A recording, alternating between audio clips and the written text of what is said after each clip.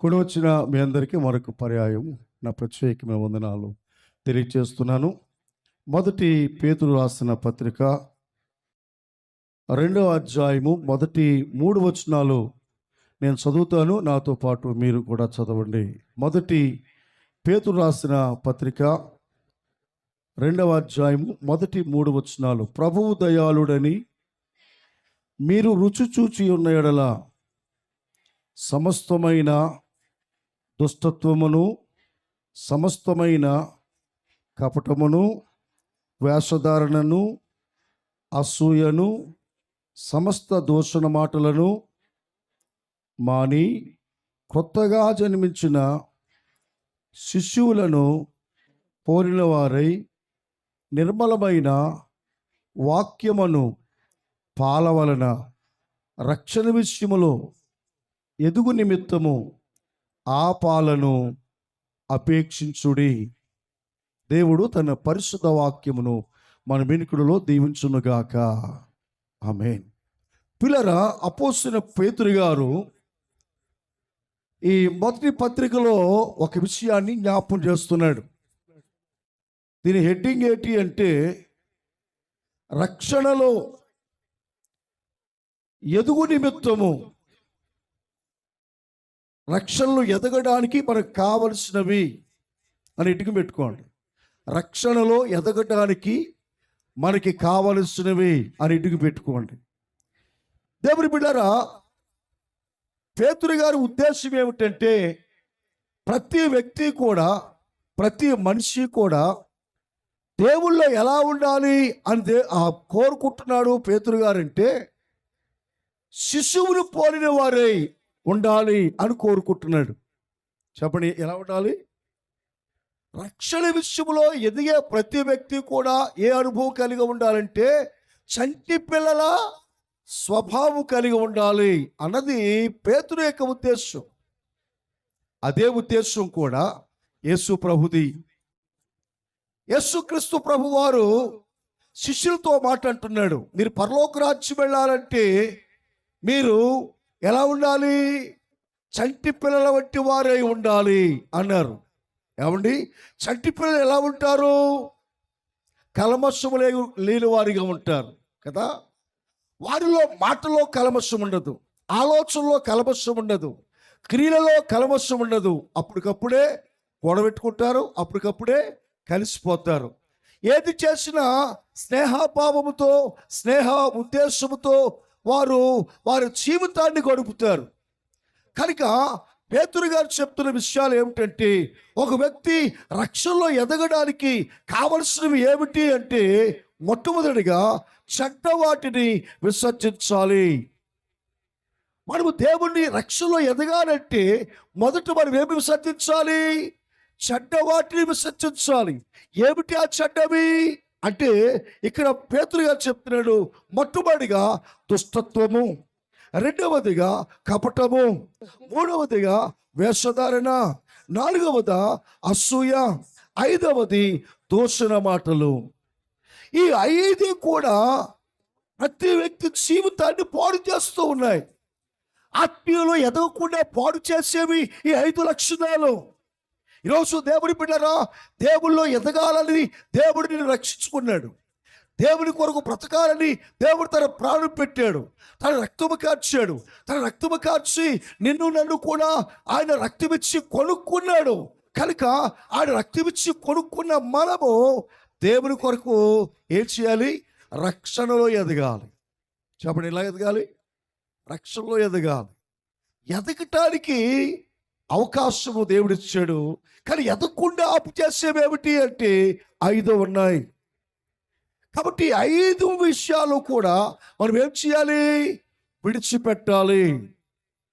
అందుకనే బిడ్డలు ఎదగడానికి ఉపయోగపడే వేడి చెప్పండి, తల్లిపాలు. చంటి పిల్లలు ఎదగడానికి ఉపయోగపడేది తల్లిపాలు. దేవుని బిడ్డలారా, చంటి పిల్లలు ఏది పడితే అది తింటే పిల్లలు ఎదగరు. పిల్లలు ఎదగడానికి కావలసిన పౌష్టికాహారము తల్లి సిద్ధపరచాలి. పిల్లలు ఎదగడానికి కావలసిన పౌష్టికమైన మరి ఆహారాలు పిల్లలకి పెట్టినప్పుడు ఆ పిల్లలు రోజు రోజుకి ఏం చేస్తారు చెప్పండి, ఎదుగుతూ ఉంటారు. ఇప్పుడు ఈ తరం వచ్చే పిల్లలందరూ కూడా ఎవరు పుడుతున్నారు? పొట్టోళ్ళే పుడుతున్నారు. పొడుగుంటోళ్ళు తక్కువ అయిపోయారు. అంటే ఎందుకు పొట్టోళ్ళు పుడుతున్నారు అంటే వాళ్ళ నాన్న పొడుగు, వాళ్ళ అమ్మ పొడుగు, కానీ వాళ్ళకి పుట్టిన పిల్లలు పొట్టోళ్ళు. అంటే కారణం ఏంటి? వాళ్ళకి అందవలసిన పౌష్టికమైన ఆహారం వారికి అందడం లేదు కనుక వారు ఎదగలేకపోతున్నారు, శారీరకంగా ఎదగలేకపోతున్నారు. దేవుడు కూడా ఏమి ఆలోచిస్తున్నాడంటే నీవు ఆధ్యాత్మికంగా ఏం చేయాలి? ఎదగాలి. నీవు ఆధ్యాత్మిక ఎదగాలంటే నువ్వు ఏమి విసర్జించాలి? ఈ 5 విసర్జించాలి. మొదటిది దుష్టత్వము. దేవుని పిల్లలు, దుష్టత్వము ఎవరి వల్ల కలిగింది అంటే దుష్టుల వల్ల కలిగింది. దుష్టుడు ఎవడు అంటే సాతానుడు. ఏమండి? దుష్టుడు ఎవరు అంటే సాతానుడు. సాతానుడు వల్ల కలిగేది దుష్టత్వము. రెండవది కపటము. సాతానుడు కూడా కపటముగా మాట్లాడేవాడు. దేవుని చిత్తమైతే సాతాను తంత్రాల గురించి కొన్ని విషయాలు రేపు మనం జ్ఞాపకం చేసుకుందాం. ఈరోజు సాతానిక తంత్రాలలో ఒకటి ఏమిటంటే దుష్టత్వము, రెండవది ఏమిటంటే కపటము, మూడవది వేషధారణ, నటించడం. ప్రార్థన చేసి నటించేవాడు కొంతమంది, వాక్యం చదివినట్లుగా నటించడం కొంతమంది. దేవుని బిడ్డల, దేవుడు వేశ్యని ఇష్టపడతాడేమో కానీ వేషధారణ దేవుడు ఇష్టపడడు. అలాగే వేషధారణ కలిగి ఉంటే ఆధ్యాత్మిక నువ్వు దేవుల్లో ఎదగలేవు. 4వది చెప్పండి, అసూయ. ఒక వ్యక్తి జీవితము పాడవటానికి కారణం ఏమిటంటే అసూయ. బైబిల్లో 2 వ్యక్తులు మనం చూడగలం. ఇశ్రాయేలు ప్రజలకి రాజు, మొదటి రాజు ఎవరు? సౌలు. రెండవ రాజు ఎవరు? దావీదు కదా. దేవుని బిడ్డరా, దేవుడు సౌలును అభిషేకించాడు, దేవుడు దావీదును కూడా అభిషేకించాడు. దేవుడు సౌలు మీదకి దేవుని ఆత్మను పంపించాడు, దేవుడు దావీదు మీద కూడా దేవుని ఆత్మను పంపించాడు. కానీ దేవుని బిడ్డరా, ఇప్పుడు దేవుని ఆత్మను పొందిన వ్యక్తి దేవుని ఆత్మను కాపాడుకోవాలంటే దేవునికి ఇష్టం లేని కార్యాలు చేయకూడదు. కాబట్టి అలాగూ చేస్తే దేవుని ఆత్మ పోయి మనలోకి ఏమొస్తుంది చెప్పండి? దురాత్మ వస్తుంది. దేవుని బిడ్డరా, సౌలులో ఉన్న ఆత్మ పోవటానికి కారణం ఏమిటి అంటే సౌలు దావీదు మీద కలిగిన అసూయ. చెప్పండి. ఎప్పుడైతే దావీదు మీద అసూయ కలిగిందో సౌలులో ఉన్న దురాత్మ పోయి, సౌలులో ఉన్న దేవుని ఆత్మ పోయి దురాత్మ వచ్చి సౌలును ఆవరించింది. ఎప్పుడైతే సౌలును ఆవరించిందో సౌలు కుదురులేనోడు అయిపోయాడు, నెమ్మది లేనోడు అయిపోయాడు. దావీదు కనపడినప్పుడల్లా మెంటలు వచ్చేస్తుంది. అందుకని దావీదును చంపడానికి ఎన్నో మారులు ప్రయత్నం చేశాడు కదా. కాబట్టి పిల్లరా, ఈరోజు ఆధ్యాత్మికంగా ఎదగడానికి దేవుడు కలుగు చేసిన సూత్రాలు మారేసి సాతానుడు ఈ పనికిమాల విషయాలన్నీ కూడా మనలో పెడుతున్నాడు. అసూయ వలన మనము దేవుల్లో ఎదగలేము. ఆఖరిగా చూస్తే దూషణ మాటలు. ఈ దూషణ మాటలు ఒక వ్యక్తి ఆధ్యాత్మిక జీవితాన్ని నాశనం చేస్తాయి. కనుక ఒక వ్యక్తి ఆధ్యాత్మిక జీవితంలో ఎదగాలి అంటే వీటిని విసర్జించాలి. మరి ఏం చేయాలి? రెండవ పాయింట్ చూడండి, వాక్యాన్ని మన హృదయములో నింపుకోవాలి. హల్లెలూయా చెప్పండి. నింపుకోవాలి. వాక్యాన్ని మన హృదయములో నింపుకుంటే మనము పాపము చేయలేము. మొదటి చూడండి, కీర్తన గ్రంథము 119వ కీర్తన చదువుదాం. యవనస్తులు దేని చేత తమ నడతను శుద్ధిపరచుకొందురు? నీ వాక్యమును బట్టి దానిని జాగ్రత్తగా చూచుకొనుడు చేతనే కదా. దేవుని బిడ్డనా, దేవుని వాక్యంలో చూసినప్పుడు దావీదు ఇలాగ మాట్లాడుతున్నాడు.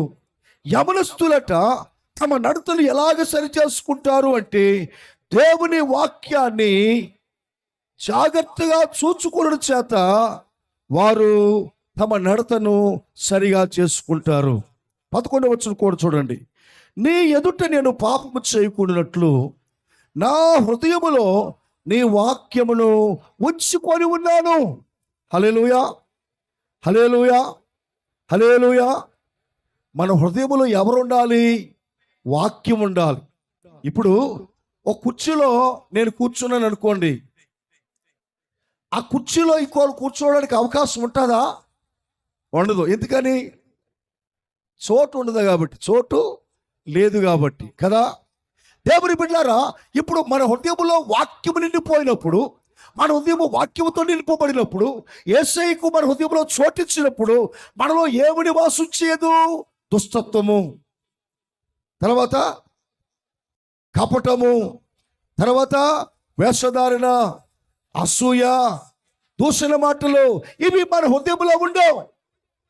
ఎప్పుడైతే మన హృదయంలో వాక్యం ఉంటుందో, వాక్యము సంబంధించిన మాటలే మన నోట్లోంచి వస్తూ ఉంటాయి. వాక్యానికి సంబంధించిన విషయాలే మనం మాట్లాడుతూ ఉంటాం. వాక్యం సంబంధించిన విషయాలే మనం ఇతరులతో పంచుకుంటూ ఉంటుంటాం. ఎప్పుడైతే హృదయంలో మనం వాక్యాన్ని నింపుకోమో, అప్పుడు మన నోరు ఇష్టానుసారంగా మాట్లాడడానికి అవకాశం ఉంది. చూడండి, మార్కు సువార్త 7వ అధ్యాయము 21వ వచనం కూడా చూడండి. మార్కు సువార్త 7వ అధ్యాయము 21వ వచనం చూడండి. లోపల ఏమున్నాయో చూద్దాము. మానవ హృదయంలో ఏమున్నాయో చూద్దాము. లోపల నుండి అనగా మనుషుల హృదయములో నుండి దురాలోచన, చూడండి, ఏ ఆలోచన?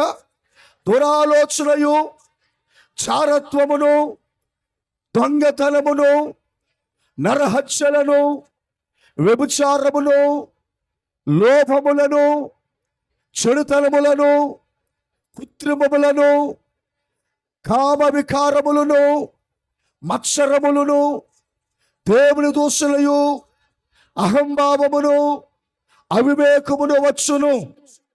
ఈ చెడ్డవి అన్నియు లోపల నుండి వచ్చును. అంటే లోపల సాతాను ఉంటే ఇవన్నీ వస్తాయి, లోపల యేసయ్య ఉంటే ప్రేమ మాటలే వస్తాయి, వాక్యం మాటలే వస్తాయి. హల్లెలూయా. కనుక దేవుని బిడ్డలారా, ఆధ్యాత్మికంగా మనం ఎదగాలంటే మన హృదయంలో ఏముండాలి? వాక్యం ఉండాలి, వాక్యం ఉండాలి. ఆ వాక్యము మనల్ని ఏం చేస్తుందంటే సర్వ సత్యములోనికి నడిపిస్తుంది. చూడండి, యోహాను సువార్త 17వ అధ్యాయము, యోహాను సువార్త 17వ అధ్యాయము 17వ వచనం. యోహాను సువార్త 17వ అధ్యాయము 17వ వచనం.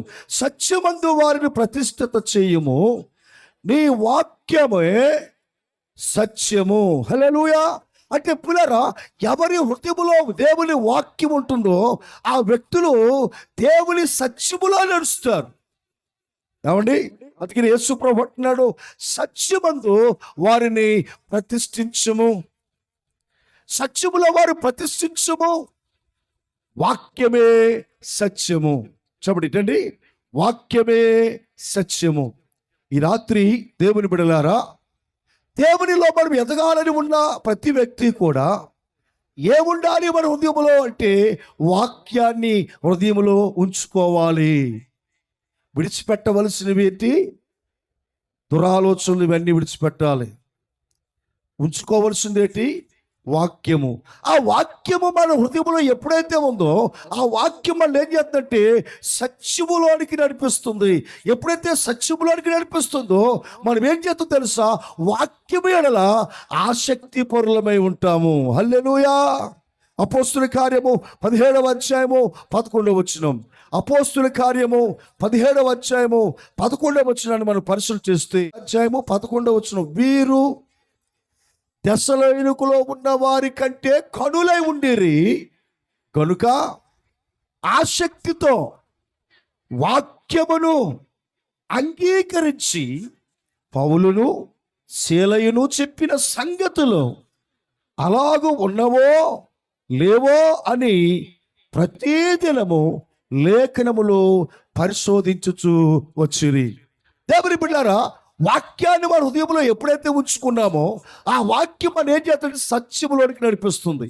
ఎప్పుడైతే సత్యములోకి నడిపించామో అప్పుడు మనకు వాక్యం ఎడల ఆసక్తి పెరుగుతుంది. హల్లెలూయా. దేని మీద ఆసక్తి పెరుగుతుంది. ఎప్పుడైతే ఆసక్తి పెరుగుతుందో అప్పుడు మనము ఏం చేస్తాం తెలుసా, సంఘము క్షేమాభివృద్ధి చెందుతుంది. హల్లెలూయా. వాక్యం పట్ల ఏం చేయాలండి, ఆసక్తి కలిగి ఉండాలి. దశలో ఉన్నవారి కంటే మాసిదోనియ ఉన్నవారు చాలా గనులుగా ఉన్నారు. ఎందుకు గనులు అంటే వారు వాక్యం వెడల ఆసక్తిగా ఉన్నారు. దేని ఎడల, వాక్యం పట్ల ఆసక్తిగా ఉన్నారు, వాక్యం పట్ల శ్రద్ధ కలిగి ఉన్నారు, వాక్యం వినటానికి వారు ఎంతో ఆసక్తిగా ఉన్నారు. చెప్పిన వాక్యాన్ని ప్రతిరోజు కూడా ఏం చేస్తారట, లేఖనాలు పరిశీలన చేస్తున్నారు. పాస్టర్ గారు చెప్పిన వాక్యం బైబిల్లో ఉందా లేదా, పాస్టర్ గారు ఏమైనా కొత్తగా నువ్వు చెప్తున్నాడా అని బైబిల్లో ఉందా లేదని ఏం చేస్తారట, లేఖనాలు పరిశీలన చేస్తున్నారు. దేవుని బిడ్డలారా, ఎప్పుడైతే ఆధ్యాత్మికంగా మనం ఎదుగుతామో ఈ అనుభవాలు మన జీవితంలో కలుగుతాయి. అంచేత ఆధ్యాత్మికంగా పెరగటానికి మొదటికి కారణం ఏంటంటే చెడుతనాన్ని విసర్జించాలి. రెండవది ఆధ్యాత్మికంగా పెరగటానికి రెండవ కారణం ఏంటంటే వాక్యాన్ని మన హృదయంలో ఉంచుకోవాలి. వాక్యం మన హృదయంలో ఉంచుకుంటే ఆ వాక్యము మనలను సర్వసత్యంలోనికి నడిపిస్తుంది. ఎప్పుడైతే సర్వసత్యంలో నడిపిస్తుందో ఆ వాక్యం పట్ల మనకి ఆసక్తి కలుగుతుంది. ఎప్పుడైతే ఆసక్తి కలుగుతుందో అప్పుడు సంఘాన్ని క్షేమాభివృద్ధిలోనికి నడిపించడానికి ఆ వాక్యము అవకాశం కలిగిస్తుంది. హల్లెలూయా. అపోస్తుల కార్యము 20వ అధ్యాయము 32వ వచనం. అపోస్తుల కార్యాలు. ఆయన కృపావాక్యమునకును మిమ్మను అప్పగించుచున్నాను. ఆయన మీకు క్షేమాభివృద్ధి కలుగు చేయుటకును పరిశుద్ధపరచబడిన వారిలో స్వాస్థ్యం అనుగ్రహించుటకును శక్తిమంతుడు. హల్లెలూయా. హల్లెలూయా. అపోస్తలుడు పౌలు అంటున్నాడు, నేను మిమ్మల్ని వాక్యమునకు అప్పగించుచున్నాను.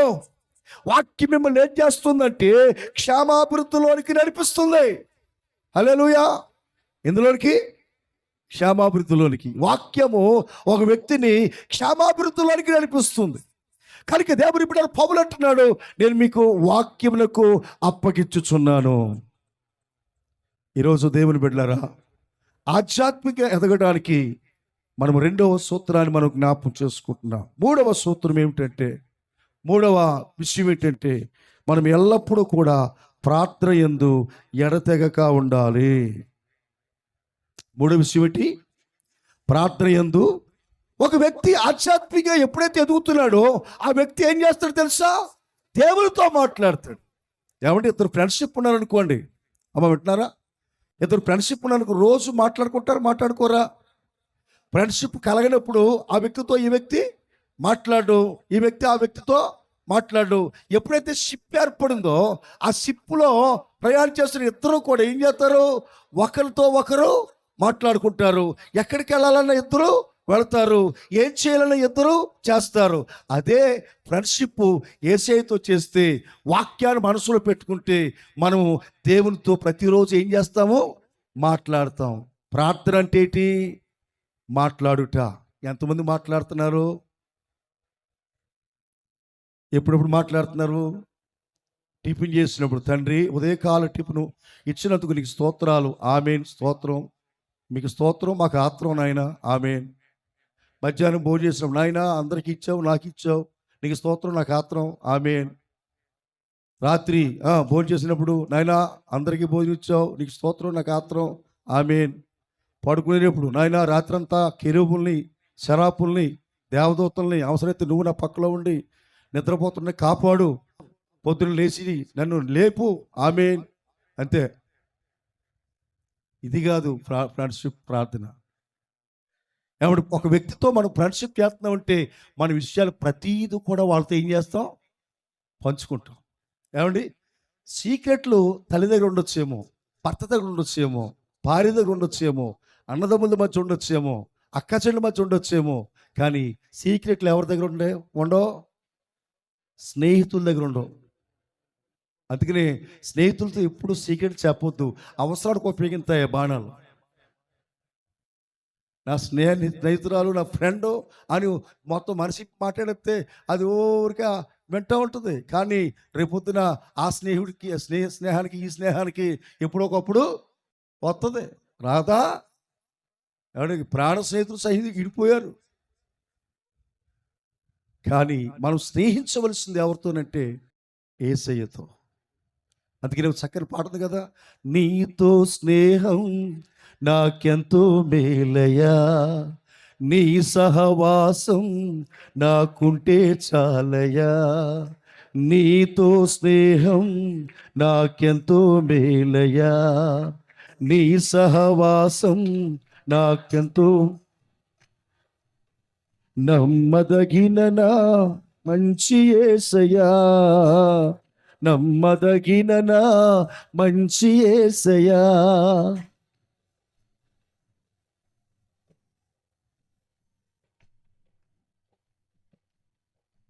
పిలచినవయ్యా, నీతో స్నేహం నాకెంతో మేలయ్యా, నీ సహవాసం నాకుంటే చాలయ్యా. హల్లెలూయా. దేవుని బిడ్డలారా, యేసయ్యకున్న స్నేహము నీ జీవితాన్ని ఏం చేస్తుంది తెలుసా?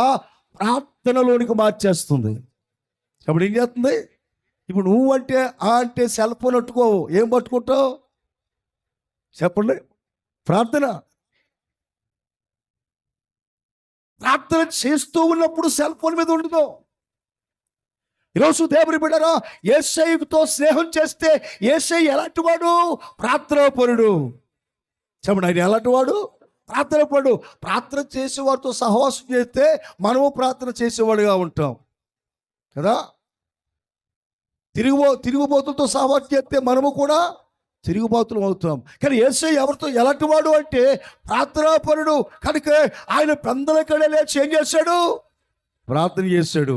అలాగే మనం యేసయ్యతో సహవాసం చేస్తే చెప్పండి, మనం ఏం చేస్తాం? ప్రార్థన చేస్తాం. హల్లెలూయా, హల్లెలూయా, హల్లెలూయా. యేసుక్రీస్తు ప్రభువారు ఏం చేయడట? ప్రార్థన చేశాడు. మార్కు సువార్త 1:35 చూస్తే ఆయన పెందలకడే ప్రార్థన చేశాడట. చూడండి, మార్కు సువార్త 1:35. ఆయన పెందలకడే లేచి, ఇంకా నువ్వు చాలా చీకటిగా ఉన్నప్పుడే బయలుదేరి అరణ్య ప్రదేశములకు వెళ్ళి ప్రార్థన చేయొచ్చుండెను. ఏం చేశాడైనా? ఇంకా చీకటిగా ఉండగానే, అంటే దాదాపు ఇంచుమించు 4 గంటలు, తెల్లవారుజామున 4 గంటలకి ఇంకా చీకటిగా ఉంటుందా? తెల్లారిపోద్దా? చీకటిగా ఉంటుంది. చీకటిగా ఉండగానే ఆయన ఏం చేసేవాడట? ప్రార్థన చేయడానికి వెళ్ళేవాడు. దేవుని బిడ్డలారా, వేకువనే లేచి ప్రార్థించే అనుభవానికి నువ్వు వస్తావు. ఎప్పుడు వస్తావంటే యేసయ్యతో నువ్వు స్నేహము చేసిన. అలాగే ఆయన హెబ్రీయులకు రాసిన పత్రిక 5:7 చదువుదాం. హెబ్రీయులకు రాసిన పత్రిక 5:7 చూడండి, ఏమనున్నట్టు మరణం నుండి తప్పించగలిగిన వానికి ఆయన ప్రార్థన చేశాడట. చూడండి, హెబ్రీ పత్రిక 5:7. శరీరధారిగా ఉన్న దినములలో మహారోధనతోనూ కన్నీళ్లతోనూ తన్ను మరణము నుండి రక్షింపగలిగిన వానికి యాచనలను, ప్రార్థనలను, భయభక్తులు కలిగి ఉన్నందున దేవునికి అంగీకరింపబడ్డాడు యేసు ప్రభువారు. హల్లెలూయా. దేవుడు ఎవరిని అంగీకరిస్తాడు తెలుసా? ప్రార్థనా పరులనే. అమ్మా పెట్టున్నారా? చెప్పండి. ఓ భక్తుడు అన్నాడు, మోర్ ప్రేయర్ మోర్ పవర్ అన్నారు. చెప్పండి, మోర్ ప్రేయర్ మోర్ పవర్. అంటే ఎక్కువ ప్రార్థన చేస్తే ఎక్కువ శక్తి వస్తుంది, తక్కువ ప్రార్థన చేస్తే తక్కువ శక్తి వస్తుంది. అంటే పిల్లరా, యేసు ప్రభు వారు ఎక్కువ ప్రార్థన చేశాడు ఆయన.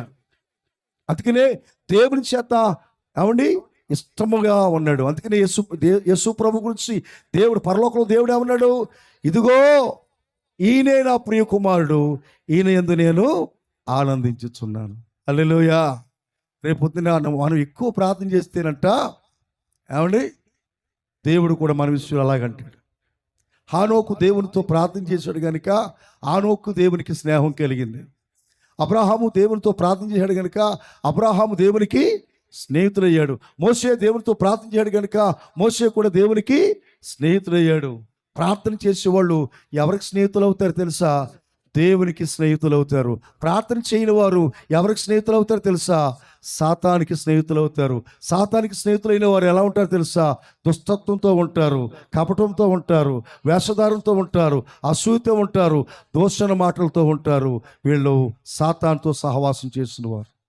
ఇక్కడికి రాత్రి 3 విషయాలు దేవుడు మనతో మాట్లాడాడు. ఆధ్యాత్మికంగా మనం ఎదగడానికి దేవుడు మనకిచ్చిన 3 అనుభవాలు. 1, చెడ్డ వాటిని విడిచిపెట్టాలి. 2, వాక్యాన్ని మనసులో పెట్టుకోవాలి. 3, ప్రార్థన చేయాలి. ఈ విషయాలు మనం చేసినప్పుడు ఆధ్యాత్మిక మనము దేవుల్లో ఎదగగలము. హల్లెలూయా, హల్లెలూయా, హల్లెలూయా. మిగిలిన విషయాలు రేపు దేవుని చిత్తం మీద కొన్ని విషయాలు జ్ఞాపకం చేసుకుందాం. ప్రార్థన చేసుకుందాం. అందరూ కూడా తల వంచండి, ప్రార్థన చేసుకుందాం. హల్లెలూయా.